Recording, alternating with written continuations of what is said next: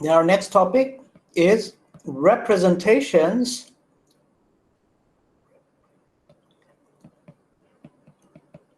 of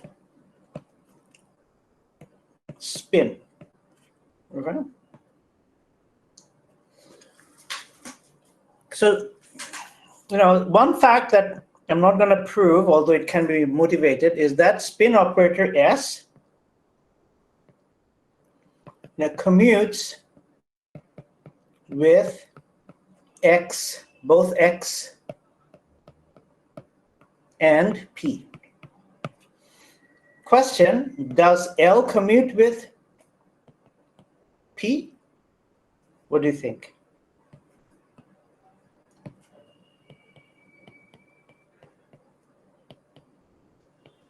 I think so, but I can't exactly tell if I don't show No. it. But anyone else? Yeah, I think L does not commute with P. Why? Because of the way we defined L in terms of a cross product with Yeah, because P. L has in it P, right? Yeah, Sorry, X. And X yeah, will not commute with P. yeah. So similarly, so Nahi says no. Does L commute with X?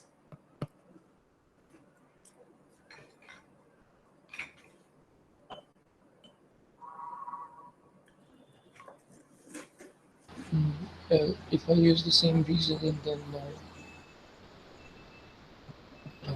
Very good. And now I'm going to ask you another question.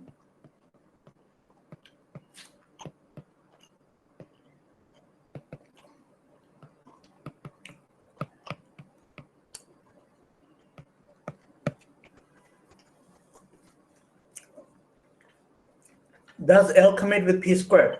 Use your physical intuition. Um,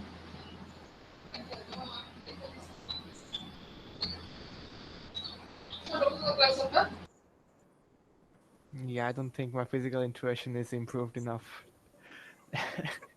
I think it so commutes. so I think, well, if we can think of P square as the Hamiltonian, then they might commute because L is a closure Oh, yeah. quantity. Yeah, P square by 2m, so Uh, the m doesn't matter. but there is a potential term generally, I mean, for so free that's particle, I guess you confusing get me. me with that. Yeah, but I'm not talking about the Hamiltonians. Hamiltonians have nothing to do with it. There's an expression for L, there's an expression for P. Do they commute?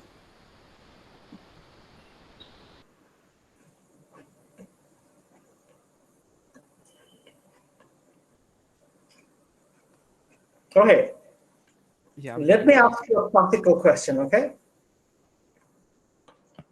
Okay.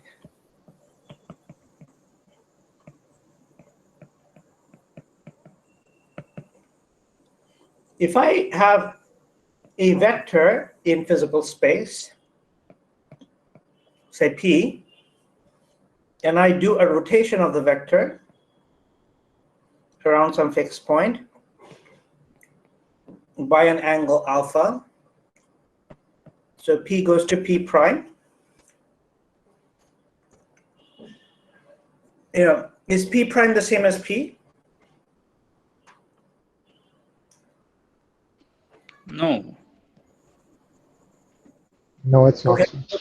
Okay, good. Now, suppose I tell you P prime minus P is the change in P, and I give you the rotation matrix R, by which I'm doing the rotation alpha.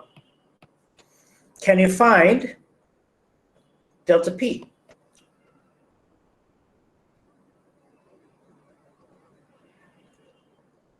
yes, In principle, you can. yeah, So we know that the rotation matrices can be written as some exponential of I times some angle times generator of your rotation. Let's call that, say, x.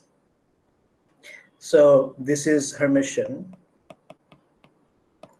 Well, this is whatever, so that this remains, orthogonal.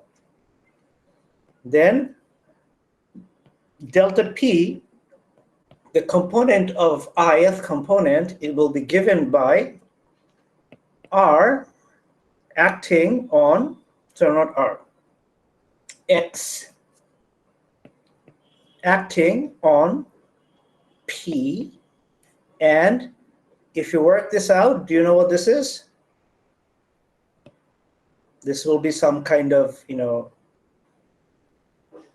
would it be a commutator? There'll be a cross product here. There'll be a cross product of some sort. Okay? Because x has 3 components, p has 3 components, so there'll be a cross product. Okay, so a cross product is in some sense similar to a commutator. So this is the classical result. Now, classically, if I asked you a related question that would p prime mod squared change under this rotation from p squared, what would be your answer? No. Yeah, because, so now remember that what is p? This is just it's a vector. It's a vector operator. And when we are asking, does it commute with L, what we are asking in essence is, how does P, the vector operator, behave under a small rotation? We know from our classical intuition that a vector under rotation does change. And therefore, the quantum analog is that L will not commute with P. So it's actually, there is, you can answer that from a classical intuition. Same here. Similarly, you can use the same kind, these are like confirmed by explicit calculation, but this can be arrived at by using some classical intuition. So therefore, using our classical intuition, of course, p squared is some kind of an operator. It's not but it's a scalar operator. So under rotation, it should not change, and therefore it should commute with L. So now I want to, leave you an exercise to show that L commutes with p squared and x squared. Okay, show this. Such operators,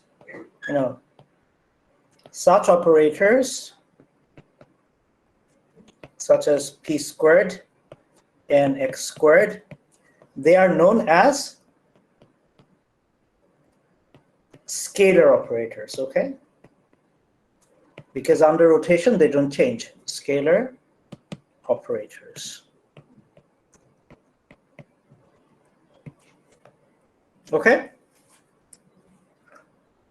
But you need to do this calculation to confirm that your classical intuition is, carried over to the quantum case.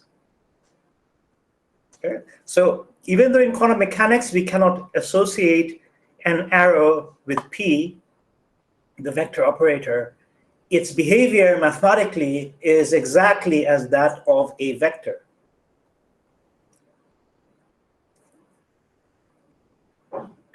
Now, how do operators transform under rotation? So suppose we have an operator O, and you do a rotation on your system. suppose it's a rotation through the, using our angular momentum, orbital angular momentum. Then what's going to happen is that the new operator, O prime, will be related to the old operator through the U dagger of rotation, O of the old operator of U of rotation. So this thing changes by similarity transformation. And why similarity transformation? Because O was some physical quantity, and therefore it was Hermitian.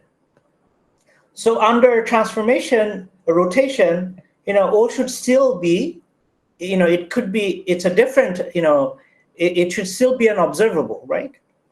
And it should still be, Hermitian. So, and let's see if I take the O dagger, and then we have U dagger of rotation, O U of rotation, the whole thing daggered. Now we know that when we dagger operators, you change their ordering. So if I have A, B, C, and I take the dagger, this becomes C dagger, B dagger, A dagger. So if I use this, then this thing comes here, U rotate, this becomes U dagger, and O is O dagger, and U rotation, dagger, dagger. But dagger, dagger is just nothing. So we get U rotation, dagger, but O is Hermitian, so I just get O here, and therefore I get U rotation here. And therefore we see that O prime under rotation is equal, O prime is a Hermitian operator. Thus we see that under rotation, the operator is changed by a similarity transformation, okay? Similarity transformation via a unitary operator. And also in this vein, let us observe that, the rotation operator or the translation operator, they all have this form, rotation or translation, they all have this form where there's a factor of I, there's some number, real number, times some, operator X, and this operator is Hermitian. And there's an I here, imaginary unit, and there's a real number.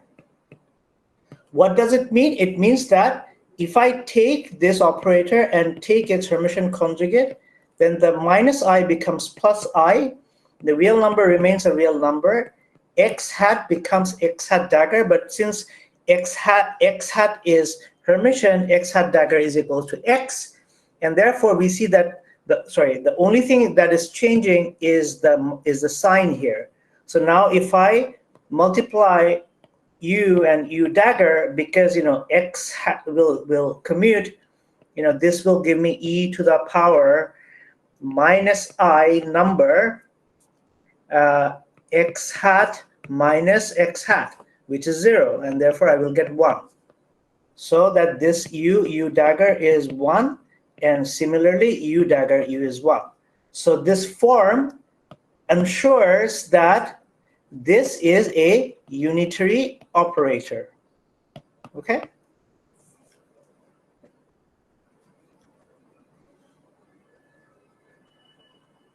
So remember that I gave you the form of this operator before in the case of the time evolution operator. So this is something, so you always need to know, okay? Any questions? No, sir. Okay.